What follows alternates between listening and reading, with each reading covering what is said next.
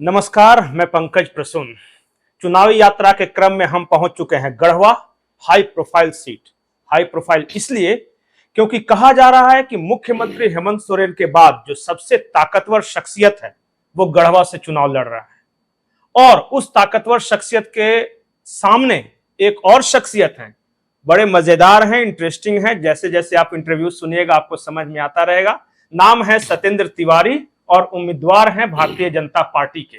सत्येंद्र जी, आपका बहुत बहुत स्वागत है। आपको भी बहुत बहुत नमस्कार, धन्यवाद। लोग बोल रहे हैं कि जो 2 नंबर का सबसे पावरफुल आदमी था वही आपके हिस्से में आया है।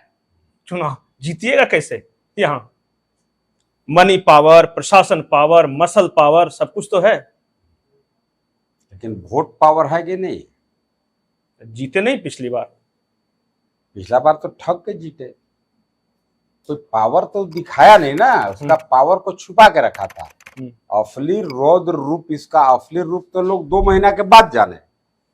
एक्चुअली शुद्ध रूप से एक क्रिमिनल है, ये आपराधिक पृष्ठभूमि का आदमी है। इस पर पिछले कई सारे मुकदमे, क्रिमिनल केसेज हैं इस पर। यहाँ के आदमी को पता नहीं था, चीट किया, धोखा किया, एक बार वोट ठग के जीत गया। देखिए, चुनाव तो आदमी ठग के भी जीत लेते हैं, विधायक एमपी बन जाते हैं ठग के, पर नेता नहीं होते हैं। अब जैसे यहाँ के आदमी को ठग दिया, हर गांव के 10-10 आदमी को कह दिया कि तोरा मैंने 25,000 रोला में महीना के नौकरी लगवा दे कि 35,000 के महीना। तो आदमी कहा कि 35,000 रोला, तो बोला मत कहीं कहना, तोरे भर लगवाएंगे। 8-10 हजार आदमी के कह दिया।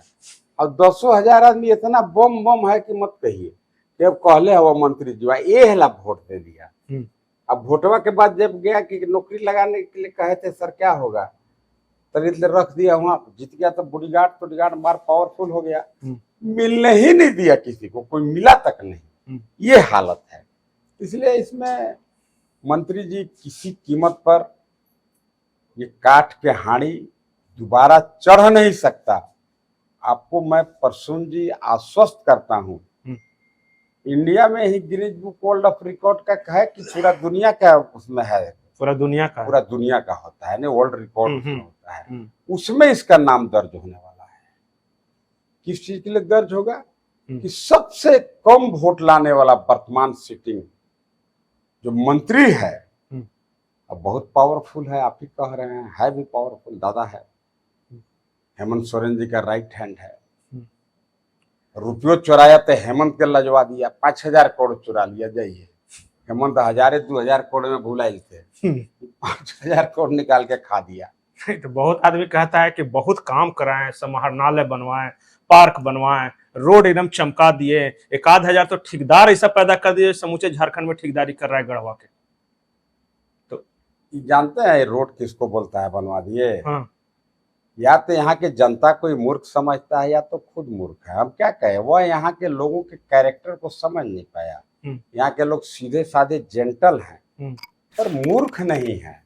आप बताइए, रांची से रीवा सड़क बन रहा है, 4 लेन सड़क बन रहा है, गढ़वा होकर उस सड़क जा रहा है। तो गढ़वा के पार्ट जो है इंक्लूडिंग बाईपास, वो बोलता है कि देख रहे हैं कैसे बाईपास हम बना दिए गढ़वा में। उसी टाइप का एक विकास करता है। हमको तो लगता है कोई दिन ही गाड़ी लेके रीवा मत चल जाए, शिलान्यास करे, यहाँ फोड़ेंगे हम नरियल। का है, गढ़वे तरफ से रोड आया है, एक फोड़ेंगे नरियल। कुछ नहीं किया ये आदमी, सिर्फ लूटा। आप रंका में अगर आए हैं तो चल जाइएगा, 20 ठो माइन सी खोल दिया पत्थर का, 20 ठो बड़ा बड़ा क्रशर लगा दिया, और सभी क्रशर में इसका भाई का पार्टनरशिप है। नियम कानून को ताखा पर रख दिया, जो एनजीटी का रूल है उसका धज्जी उड़ा दिया, और प्रत्येक दिन 5 करोड़ रुपया अवैध तरीका से खादान के माध्यम से आदमी कमा रहा है। हाँ, एक चीज कहेंगे कि कमाना है और चोरी करना अगर किसी को सीखना है तो मिथिलेश ठाकुर के खाली कम से कम एक बार छुइयो देगा तो कुछ चोरावे सीख जाएगा, इतना कलाकार है वो चोरावे। ऐसे नहीं बोले, चुनाव चल रहा है, कहीं चुनाव आयोग वगैरह बोले कि तो खुलेआम बोल रहा है। आदमी दबा छुपा के बोलता है कि ऐसे आरोप हैं तो इस तरह का है, आप तो खुलेआम बोल रहे हैं कि ऐसा ऐसा बात है। अब ईडी भी तो एनफोर्समेंट डायरेक्टोरेट भी तो एक संस्थान है ना, वो भी महीना ले रहा है ना हम ही लोग के पैसा से, तलब वलब हम ही लोग देते हैं ना, इनसे कहाँ ले मिलता उसको तलब। ईडी इनका 25 ठिकाना पर छापा मार दिया। आप तो खुद समझदार हैं, बड़े पत्रकार हैं आप।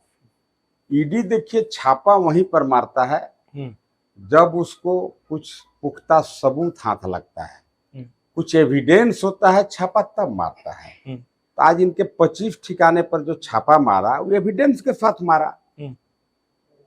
तो जब एविडेंस के साथ छापा इनके घर मतलब 25 ठिकाने पर मार दिया, कैलकुलेट भी किया जब भाई 5,000 करोड़ रुपया का घोटाला मिथिलेश ठाकुर किया है, लेकिन ये गलती यही कर बैठे, यह मोदी जी के ड्रीम प्रोजेक्ट में 5,000 करोड़ रुपया चुरा लिए। अब आप तो जानते हैं जल जीवन मिशन वाला कह रहे हैं। यस, जल जीवन मिशन, आपको पता है जल जीवन मिशन इंडिया का अभी तक का सबसे बड़ा लागत का एक मात्र प्रोजेक्ट अगर कोई है तो उस प्रोजेक्ट का नाम है जल जीवन मिशन, जिसमें 3.6 लाख हजार करोड़ रुपया मोदी जी ने दिया है।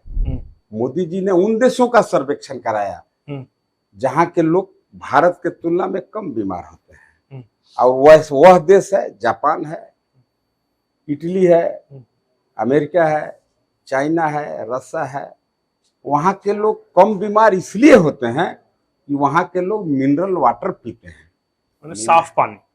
साफ पानी नहीं, उस पानी में क्या क्या अवयव रहना चाहिए, कौन सा नहीं रहना तत्व नहीं रहना चाहिए, वैसा पानी पीते हैं।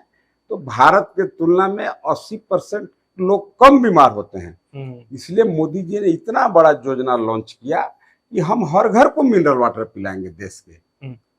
और आपको ये भी मालूम होगा कि योजना चल रहा है जल जीवन मिशन, इतना बड़ा लागत का योजना है, और उसमें सबसे फिसड्डी है तो झारखंड और पश्चिम बंगाल। तब आप कह रहे हैं कि इतना ओपन बोल रहे हैं, तो उसको निकामा नहीं कहेंगे तो क्या कहेंगे, नालायक नहीं कहें। सौंसे देश में बताइए तो जौन आदमी सबसे अंतिम पायदान पर खड़ा है, इसको चर्चा उस पर करना चाहिए। जब मोदी जी लोगों को मिनरल वाटर पिलाना चाहते हैं तुम्हारे नाकामी के चलते, नहीं तेरे निकम्मेपन की वजह से वह योजना अधर में लटका हुआ है। अब पूरे देश में वह सबसे पीछे पायदान पर भाग खड़ा है, और उसमें 5,000 करोड़ रुपए चुरा के खा गया। आप मान रहे हैं मोदी जी छोड़े वाला है? मोदी जी तो कहबो करते हैं कि न खाएंगे न खाने देंगे। वो पत्रकार पूछा जब खा लिया तब कहा कि तब पेटवे फाड़ के निकाल लेंगे, पकड़ लिए मोदी जी। अच्छा, ये गढ़वा, जैसे गढ़वा की पहचान है वो गढ़ देवी मंदिर है निश्चित, और बहुत दूर दूर से लोग आते हैं कि चलो भाई गढ़वा है तो गढ़ देवी मंदिर के दर्शन करेंगे। वो क्या विवाद है भाई, बहुत सुनने में आ रहा है। उसमें अपना इनके पिताजी फॉरेस्ट गार्ड थे। अच्छा, मिथिलेश ठाकुर जी के? मिथिलेश ठाकुर के पिताजी फॉरेस्ट गार्ड थे चतरा में। चतरा में फॉरेस्ट गार्ड, पहले फॉरेस्ट गार्ड बहाल बदली कम होता था, उतना गाड़ी घोड़ा नहीं रहता था। बदली अगर सरकार कर देगा दोसर जगह तो उसको आने ले जाने का ट्रक के भाड़ा ताड़ा भी सरकारे को देना पड़ता था, महंगा होता था। तो एक आदमी देखते कि नौकरी कर रहा है तो वही 20 साल ले जमल है, तो मोस्टली ज्यादा टाइम मिथिलेश ठाकुर के पिताजी चतरे में रह गए। फॉरेस्ट गार्ड रहे बेचारे, प्रमोशन हो गया, फॉरेस्टर हो गए, होना चाहिए प्रमोशन। फिर कुछ दिन के लिए गढ़वा भी आए, फॉरेस्टर थे। अभी बात कह देंगे कि उस समय अखबार में छपा था कि फॉरेस्टर साहब एक ट्रक बोटा काट के लेके बिहार तरफ होने भाग रहे थे। वो खून तो बिहार झारखंड के था। तब पूछेगा जो सबूत है वो खून के अखबार है? नहीं है। लेकिन बोटा लकड़ी की यहाँ के काट के फॉरेस्टर साहब ले जा रहे थे पटना, दिन कुर्सी टेबुल बनवावेला। यहाँ के पब्लिक के ही पता है, लेकिन अब मिथिलेश ठाकुर फिर क्या कहेगा? हिम्मत हम ही करेंगे, सच बोलने का साहस हम ही करते हैं। पर उससे मतलब नहीं है, उतना पुराना बात पर हम जाएंगे भी नहीं। गढ़ देवी मंदिर वाला, गढ़ देवी मंदिर पर लिख दिए कि हमारा माता पिताजी इतने पुण्यात्मा और धर्मात्मा थे जो स्वतंत्रता सेनानी हैं। अब बताइए, तो स्वतंत्रता सेनानी माने देश आजादी हो के पहले जामल होगा तभी ना लड़ल होगा। देश आजादी के कम से कम 15 साल पहले जामल होगा तो जाके लड़ा होगा। जिनका उम्र कितना है, स्वतंत्रता सेनानी हो गए, फॉरेस्टर थे, फॉरेस्ट गार्ड थे, कहाँ ये सब स्वतंत्रता सेनानी कह के बाप माई के नाम लिखवा दिया। पब्लिक नाराज है, पहचान मिटा दिया। ये हम लोग का सांस्कृतिक विरासत है, उसका हम हिफाजत नहीं कर पाए। हमको इस बात का दुख है। हम शहर के लोगों से चर्चा की, अरे यार धीरे धीरे एक एक चीज तैमूर लंग चंगेज खान की तरह लूट रहा है। हमारा पहचान मिटकाना चाहते हैं। हाँ, तो हम एक बात कहेंगे कि शहर के लोगों को हम विश्वास दिलाए हैं कि अगर भारतीय जनता पार्टी की सरकार बन जाएगी, हम ठेकेदार हैं, हम जेसीबी चलावे जानते हैं, हम जेसीबी से अपना ही होकर नाम खखोर के गिरा देंगे।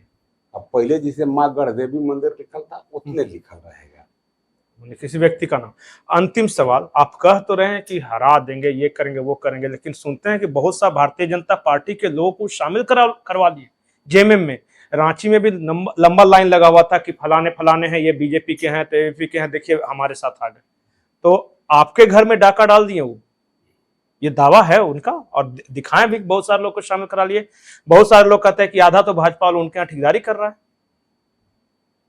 जो उनके यहाँ ठेकेदारी कर रहा है वह भाजपा है। भाजपा वह चीज है कि भाजपा के लोग नून रोटी खाते हैं, किसी कीमत पर वो भाजपा छोड़ नहीं सकते हैं। वो नकली भाजपाई हैं जिनको भाजपा पूछता नहीं है। वो लोग जाते हैं वहां, कहते हैं कि हम भाजपा में बड़ी बढ़ियार आदमी हैं, पावरफुल आदमी हैं। कोई सनके के माला पहना के अपने ताली मारता है कि मैं माला पहनवा दिया। तो आप बताइए, वैसे भाजपा से मिथिलेश ठाकुर चुनाव जीत जाएंगे? हम देखिए ज्यादा नहीं कहेंगे, हम ये वो आपको लटपट फाइनल बात कह दे रहे हैं कि मिथिलेश ठाकुर और गिरिनाथ सिंह दोनों के मिला के जितना वोट आएगा ओकर दोगुना वोट भाजपा को गढ़वा में आएगा।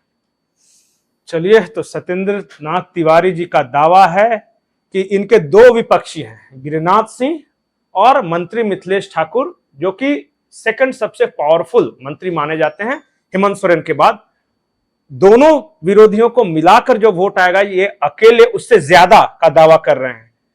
मैंने पहले ही कहा था कि गढ़वा का चुनाव हाई प्रोफाइल चुनाव है। पूरा देश इस जगह पर नजर बना के रखे कि गढ़वा में क्या हो रहा है, और यहां से पता चलेगा कि फिर झारखंड में क्या हो रहा है।